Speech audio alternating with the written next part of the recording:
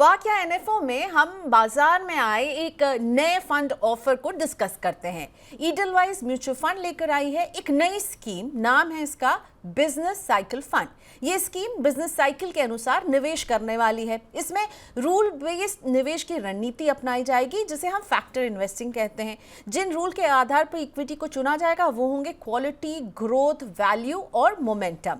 50 से 60 स्टॉक के जरिए डाइवर्सिफाइड पोर्टफोलियो बनाने की कोशिश होगी। अच्छा परफॉर्म करने वाले सेक्टर्स को बदलते रहा जाएगा, यानी एक डायनामिक सेक्टर रोटेशन जो है वो प्रॉमिस कर रही है ये स्कीम, ताकि वो निवेशकों के लिए बेहतर रिटर्न, अच्छा अल्फा क्रिएट कर सके। 23 जुलाई को ये एनएफओ क्लोज होने वाला है और एनएफओ के क्लोज होने के बाद रीपर्चेज के लिए फिर थोड़े दिन में ये खुल जाएगा और इसका बेंचमार्क है निफ्टी 500 टीआरआई। इस एनएफओ पर हम डिटेल पर बातचीत करने वाले हैं। मेरे साथ जुड़ रहे हैं Deepak Jain, president and head sales Edelweiss mutual fund. Thank you so much Deepak. और मेरे साथ मनी फ्रंट के को फाउंडर और सीईओ मोहित गन बने हुए हैं, जो आपके पोर्टफोलियोज पर भी अभी जवाब दे रहे थे। Thank you to both of you once again. Deepak, मैं आपसे शुरुआत करना चाहूंगी। जब ये नाम आता है बिजनेस साइकिल फंड, तो प्लीज हमें इसे जरा सिंप्लीफाई कीजिए कि क्या होता है ये बिजनेस साइकिल फंड, किस साइकिल को फॉलो कर रहा है, क्या बिजनेस साइकिल फंड में किसे निवेश करना चाहिए, इस पर हम आगे आएंगे, पर पहले प्लीज इसे डिफाइन कीजिए हमारे लिए।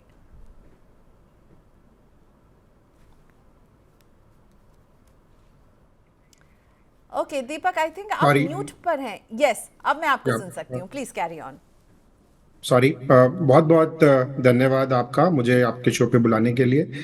और मैंने जो आपकी 30 सेकंड की पिच सुनी, उससे बढ़िया शायद मैं बिजनेस साइकिल फंड को डिफाइन ना कर पाऊँ, बट फिर भी मैं कोशिश करूँगा। तो जैसा कि आपने कहा कि ये बिजनेस साइकिल्स के अनुसार निवेश करता है, बट उससे पहले मैं जानना चाहूँगा कि इसकी ज़रूरत क्यों है। क्यों हम एग्जिस्टिंग जो फंड्स हैं, डाइवर्सिफाइड फंड्स, उनमें निवेश नहीं करके एक बिजनेस साइकिल फंड में पैसे को अपने निवेश करें। तो उसके दो कारण हैं। एक सबसे बड़ा कारण है कि अ, आज अगर आप देखें, इन्वेस्टर्स का रिस्क एपेटाइट पिछले कई सालों के मुकाबले में अभी ज़्यादा बढ़ गया है। और अगर आप उसका डेटा देखना चाहो तो पिछले 5 सालों में जिस हिसाब से फ्लोज सेक्टोरल और थीमेटिक फंड्स में आए हैं, वो इसका एक बहुत बड़ा एविडेंस है। 3 साल पहले पूरे के पूरे सेक्टर और थीमेटिक फंड्स का एयूएम 1 लाख करोड़ से कम था, और आप और मैं बात करते करते ये 3.5 लाख 4 लाख करोड़ के एयूएम पे पहुंच गया है। ये किस लिए हो रहा है? ये इसलिए हो रहा है क्योंकि जो डाइवर्सिफाइड फंड्स हैं वो अच्छा तो कर रहे हैं, लेकिन बेंचमार्क के पास अपने आप को पोजीशन करके रखते हैं, और उनका रिटर्न्स बेंचमार्क से +/-1 या +/-2% से ज़्यादा नहीं हो पा रहा है। जो एक इन्वेस्टर की उम्मीद है कि अगर जिस सेक्टर में ज़्यादा तेज़ी है हम उसमें ज़्यादा निवेश करें, जिस सेक्टर में थोड़ी मंदी है उसमें कम निवेश करें, वो जो ऑब्जेक्टिव है वो पूरा एक फ्लेक्सी कैप फंड पूरा नहीं कर रहा है। बिजनेस साइकिल फंड वो एक ऐसा जरिया है जिसमें हम ऐसा कर सकते हैं, जहां पे आपके इंटरनल रेगुलेशन या रेगुलेटरी गाइडलाइंस काफ़ी वाइड है, जहां पे आप सेक्टर एक्सपोजर ज़्यादा ले सकते हैं, कम ले सकते हैं। सो एक एवरेज एक ऑर्डिनरी बिजनेस साइकिल फंड या एक रेगुलर बिजनेस साइकिल फंड सबसे पहले इसका अनुमान लगाता है कि हम इकोनॉमी के किस साइकिल में है, हम किस तरह के मैक्रो ट्रेंड्स में अभी निवेश कर रहे हैं।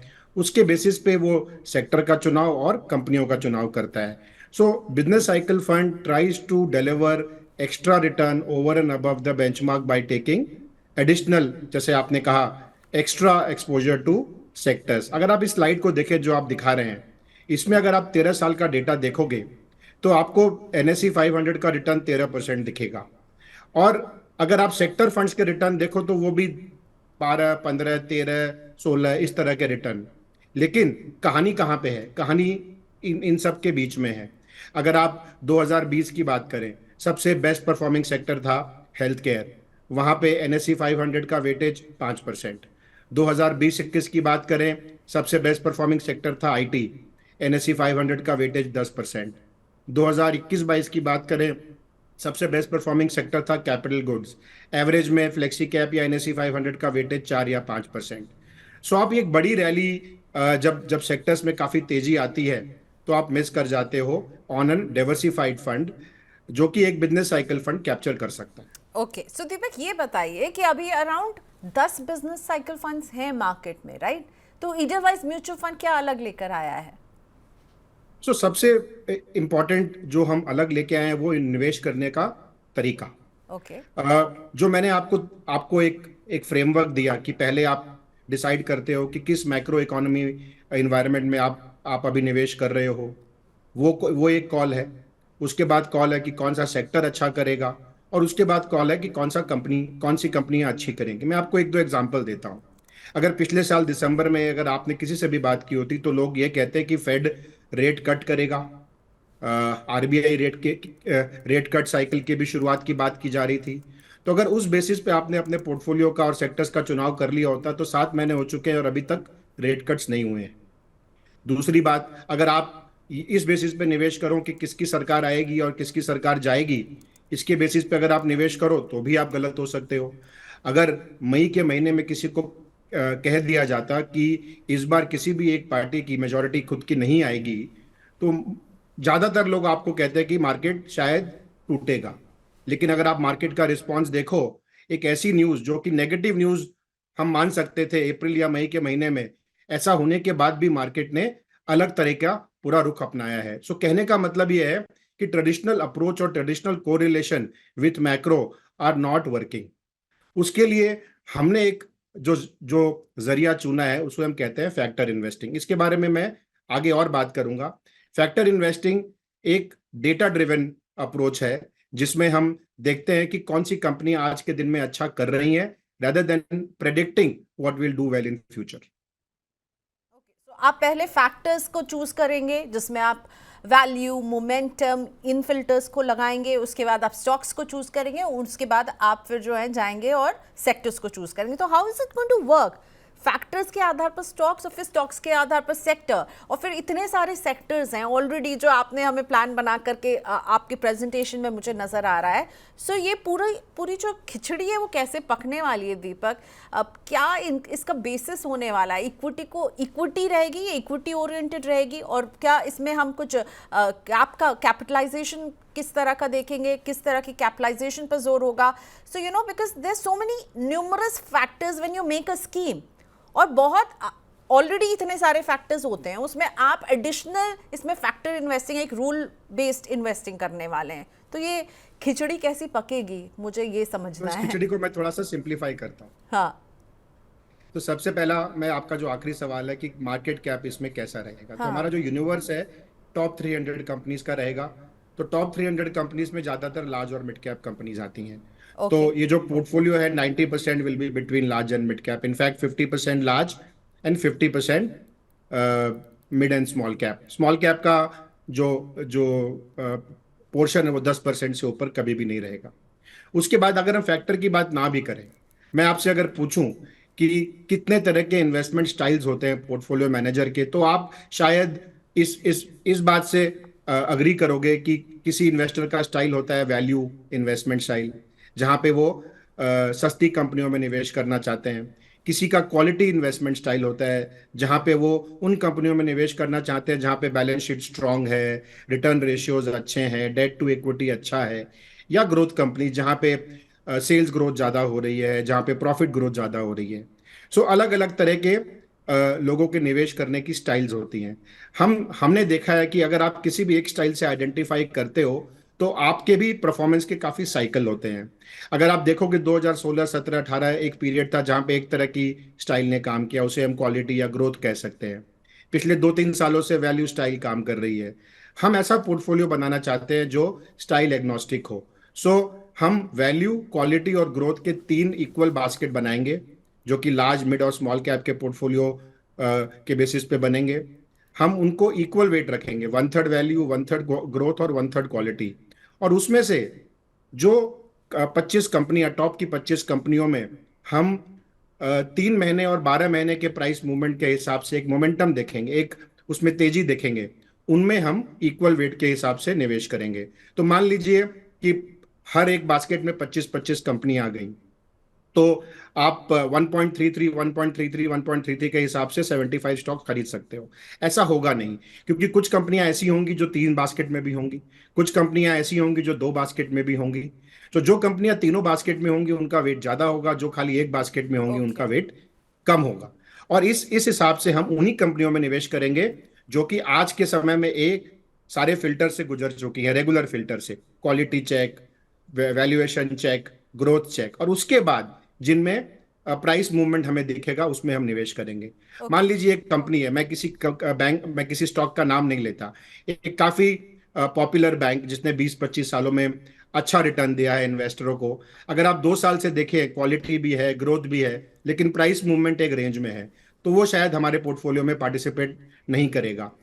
लेकिन वो जब भी प्राइस मूवमेंट दिखाएगा और वो क्वालिटी और ग्रोथ के फैक्टर्स में फिल्टर होके आएगा, हम उसको पकड़ लेंगे।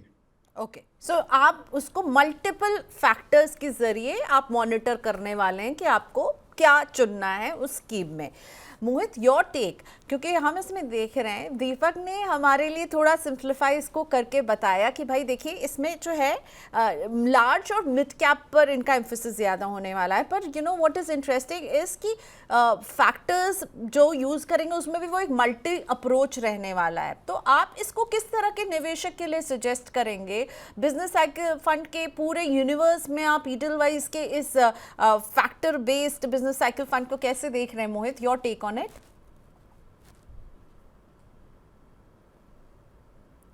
You're mute.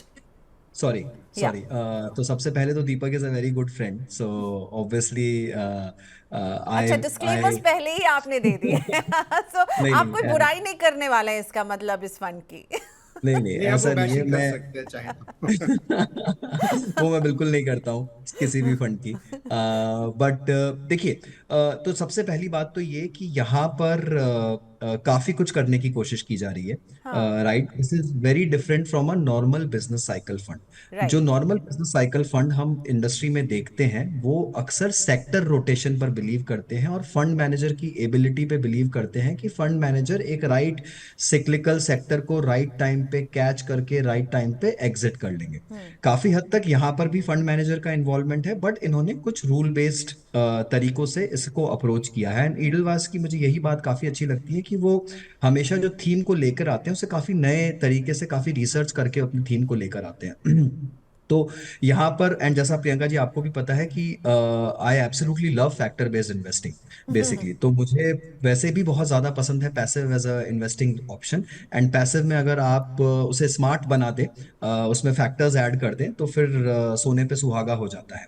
अब यहाँ पर इन्होंने 3 अलग अलग इन्वेस्टिंग स्टाइल्स को कैप्चर करने की कोशिश की है: value, growth and momentum. Basically sorry, value, growth and quality, और इन तीनों ही पे इन्होंने मोमेंटम का मोमेंटम। ओवरले लगाया बेसिकली। राइट, तो यहाँ पर 1/3 पोर्टफोलियो वैल्यू पे फिल्टर हो रहा है, 1/3 पोर्टफोलियो मोमेंटम पे फिल्टर हो, सॉरी क्वालिटी पे फिल्टर हो रहा है, और 1/3 पोर्टफोलियो ग्रोथ पर फिल्टर हो रहा है। और तीनों को फिर जोड़ने के लिए मोमेंटम का जामा पहनाया जा रहा है और उसे फिर मिलाने की कोशिश करिए। एक रिटेल निवेशक के लिए इसको समझना बहुत मुश्किल हो सकता है, हालांकि दीपक ने काफी अच्छी तरीके से समझाया है। पर मुझे लगता है बहुत ही अग्रेसिव स्टाइल ऑफ इन्वेस्टिंग रहेगा।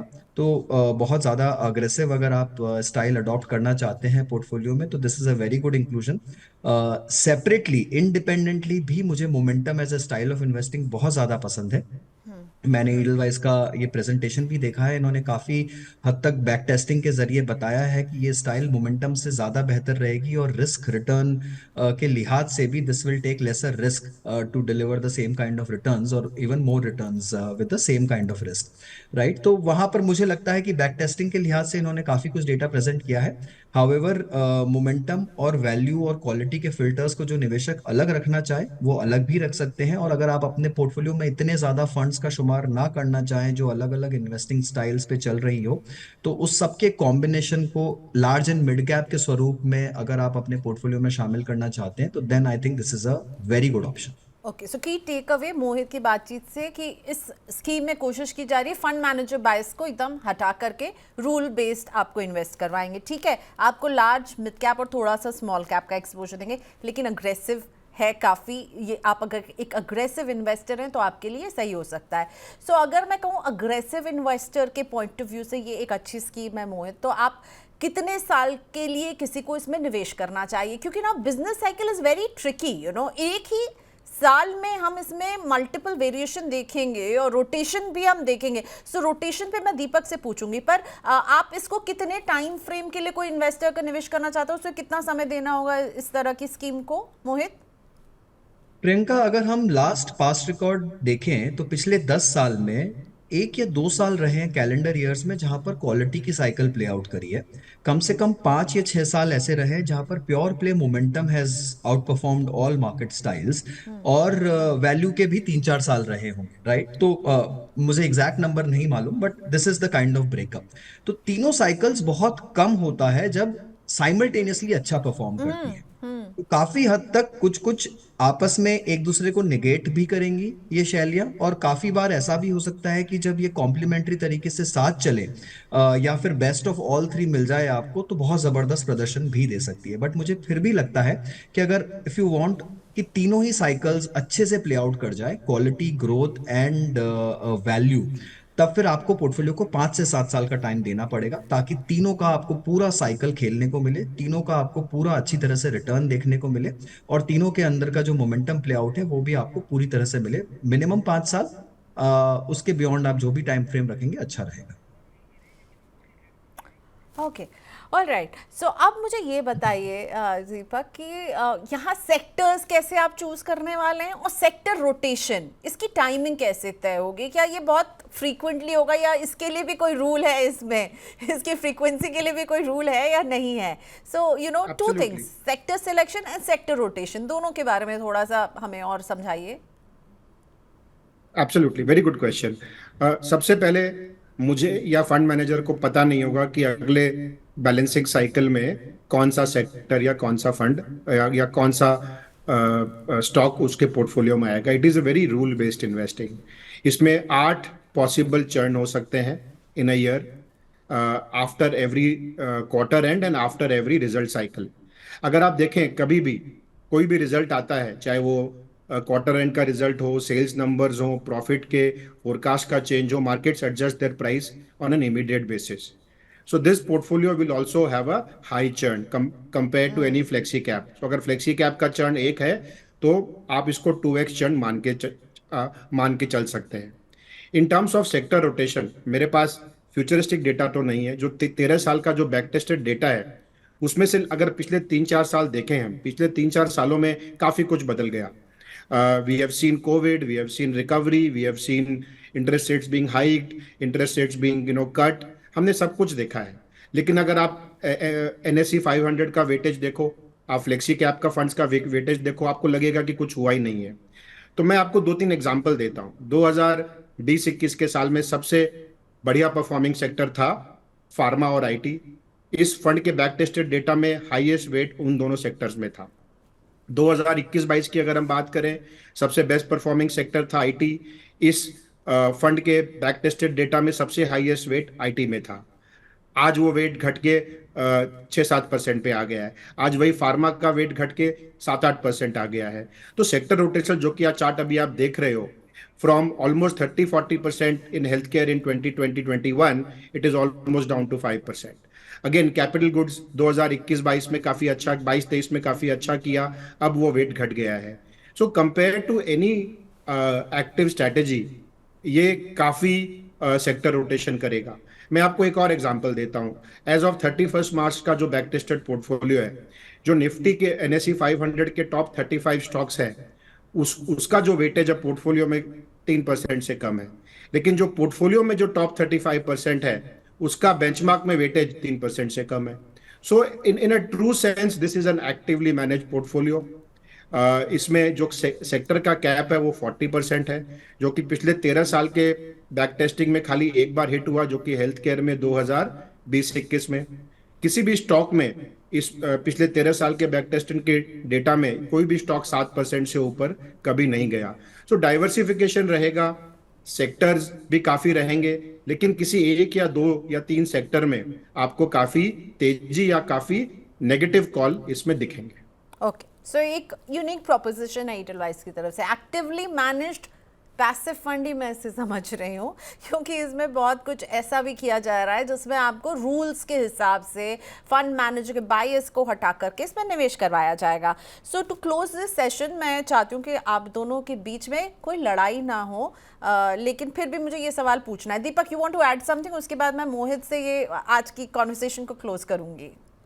सो फैक्टर इन्वेस्टिंग इंडिया में सबसे पहले पैसिव वालों ने इंट्रोड्यूस किया, इसीलिए हम इसको पैसिव के साथ जोड़ रहे हैं। Yes. अगर हम ग्रोथ फंड या मिड कैप फंड की जगह पहले निफ्टी 50 इंडेक्स फंड लॉन्च कर दिए होते तो शायद हम उस कैटेगरी को भी वैसे ही देखते। Globally factor investing is both active and passive. So India में भी हम एक्चुअली अगर आप देखें 2009 से फैक्टर इन्वेस्टिंग हमारा लार्ज कैप फंड है, हमारा बैलेंस एडवांटेज फंड है।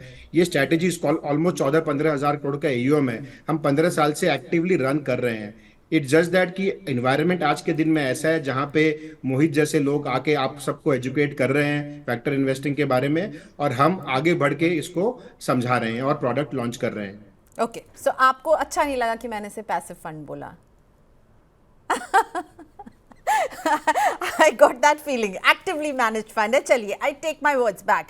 But still, my question, मोहित, आप दोनों के लिए, मोहित से है ये सवाल। दीपक, आप सुनिएगा जो मोहित कह रहे हैं कि मैं एज ए इन्वेस्टर, जब मैं एक डाइवर्सिफाइड पोर्टफोलियो मुझे चाहिए तो मैं एक फ्लेक्सी कैप चूज कर सकती हूँ, राइट? तो मैं क्यों बिजनेस साइकिल फंड चुनूँ? क्योंकि इन्होंने खुद का ये एक डाइवर्सिफाइड इक्विटी एक्सपोजर वाला फंड है, तो मैं एक फ्लेक्सी कैप नहीं चुन करके why should I choose this is a thematic fund, thematic based fund क्यों चुनूं? ये डाइवर्सिफिकेशन के लिए मेरे लिए क्या एक्स्ट्रा कर रहा होगा, मोहित? जी प्रियंका, देखिए, हम जब भी एज एडवाइजर किसी को इन्वेस्टमेंट की सलाह देते हैं तो हम उनको ये बोलते हैं कि आप डाइवर्सिफाई करिए अलग अलग इन्वेस्टमेंट स्टाइल्स और अलग अलग इन्वेस्टमेंट ब्रेन्स में।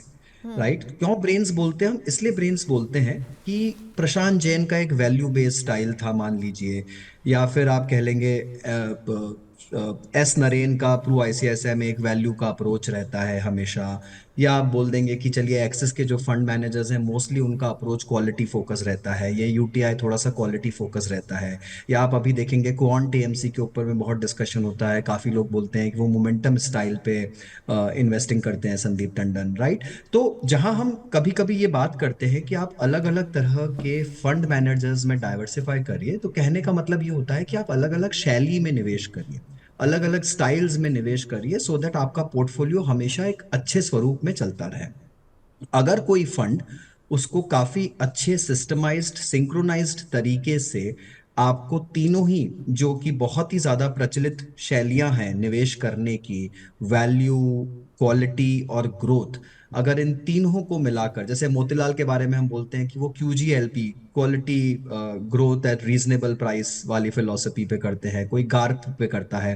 राइट? पर अगर आपको ये सारी ही फिलोसफीज अगर एक स्कीम में मिल जाए, तो जैसे हम बोलते हैं कि आप मल्टी एसेट क्यों लेते हैं, ताकि आपके हाथ से वो डाइवर्सिफिकेशन का सवाल चला जाए और वो सवाल सीधा निवेशक को एक सब कुछ अच्छे से मिक्स होकर मिल जाए। क्योंकि एक निवेशक को बैलेंस एडवांटेज फंड लेना चाहिए या मल्टी एसेट लेना चाहिए ताकि उसके लिए ये प्रक्रिया आसान हो जाए फंड चुनने की। वैसे ही एक निवेशक को इस तरह का फंड भी लेना चाहिए जहां पर उसे सारी ही स्टाइल्स का डाइवर्सिफिकेशन एक ही स्कीम के अंदर मिल रहा हो। तो आपको, जो कि बहुत टफ होता है अलग अलग स्टाइल्स में डाइवर्सिफाई करना, अलग अलग एसेट क्लासेस और अलग अलग मार्केट कैप में डाइवर्सिफाई करना बहुत आसान होता है प्रियंका, बट Right. अलग अलग स्टाइल्स को चुनना बहुत मुश्किल होता है। तो वो अगर मिल रहा है आपको रेडीमेड, तो मुझे लगता है ये काफी अच्छा निवेश है। That's what I said. It is a unique proposition, you know. I think it is something new जो Edelweiss यहाँ पर करने की कोशिश कर रहा है. All right. Thank you so much दीपक, आज आपने वक्त निकाला and I hope आपको मेरे शब्दों ने चोट नहीं पहुंचाई हो। मुझे लग रहा है यूनिक स्कीम है, पर हाँ मुझे लग रहा है बहुत सारे फैक्टर्स हैं एक रिटेल इन्वेस्टर को समझने के लिए। Last word from you. So मैं जस्ट उस आंसर को थोड़ा सा बढ़ा देता हूं जो मोहित ने कहा कि कोई भी प्रोडक्ट चुनने से पहले आपके दो ऑब्जेक्टिव हो सकते हैं, या तो Right. रिस्क आपका कम हो या आपका रिटर्न ज्यादा हो जाए। तो अगर आप इस स्ट्रैटेजी को देखें, और मैं बैक टेस्टेड डेटा पे रिलाई कर रहा हूँ and on the data that we have, तो हमने 1 ईयर रोलिंग, 3 ईयर रोलिंग और 5 ईयर रोलिंग का डेटा निकाला। उस पे हमने देखा on an average this strategy on a back tested basis 5 से 6% is able to beat the benchmark NSE 500 without increasing standard deviation, without increasing drawdown. So अगर risk बढ़ाए बिना थोड़ा चर्न एक्स्ट्रा करके आप 2, 4, 5 जो भी है, मैं नंबरों पे डिबेट नहीं करना चाहता क्योंकि बैक टेस्टेड हर कोई अपने हिसाब से दिखाना चाहेगा। मैं जो कह रहा हूं उसका रिजल्ट 3 से 5 साल में आने वाला है, बट अगर हम मान ले उस बैक टेस्टेड डेटा को तो 5 से 6% extra return over and above NSE 500 which is a very broad benchmark, जहां पे mid cap, small cap, large cap सब कुछ है, and most people find it very difficult to beat this benchmark. So I would say it's an all-weather core kind of a strategy which could become a flagship product for Edelweiss. Also combination of styles जो इसमें है वो बहुत unique proposition है आपकी तरफ से. Thank you so much Deepak for your time. Best of luck. I hope आपके निवेशकों को ये पसंद आए Edelweiss की ये नई scheme. Best of luck with that. Thank you so much, आज आपने वक्त निकाला. Thank you so much. Thank you. Alright, so वाकया NFO में हम Edelweiss के इस बिजनेस साइकिल फंड पर बात कर रहे थे. ज़रूर अपनी राय और प्रतिक्रिया हमको भेजिएगा. मोहित से अभी हम एक लास्ट क्वेश्चन लेंगे इस ब्रेक के बाद.